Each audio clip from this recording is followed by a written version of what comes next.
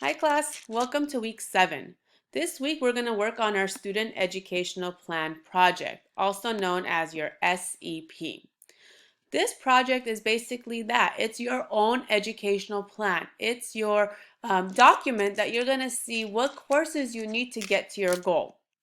And we're going to basically put everything we've learned from weeks 3 to week 6 into play.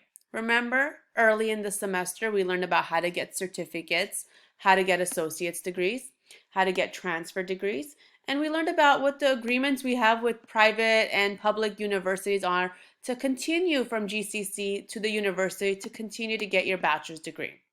So those are the lectures you're going to use as your guide to create your student educational plan, your project, your goal of what you want to accomplish here at GCC. What you're going to do this week is you're going to read the PowerPoint lecture of how to go about completing your student educational plan project in detail. And the next tab over, you're also going to see an example of how to create a student educational plan project. Please review the PowerPoint lecture and the sample video of a sample SCP to help guide you in creating your own student educational plan.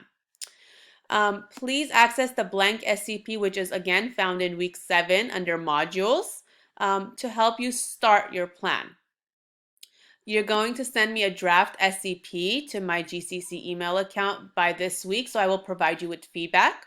In the body of the email, please make sure to include your ID number, your major and goal, so I know that you're on the right track towards your project and you're including all the right courses. These are just some helpful reminders. Remember, I'm always here on chat on Fridays from 12 to 1 if you'd like to speak to me, excuse me. And if you're undecided about your major, your goal, or you have questions about this student educational plan project, I sent you an announcement yesterday about how to go about making an appointment with an EOPS counselor. Please review that announcement as well so you understand how to go about making your appointment. Continue reading the overview page about helpful hints of what the general education plans. These are all live links that you can access.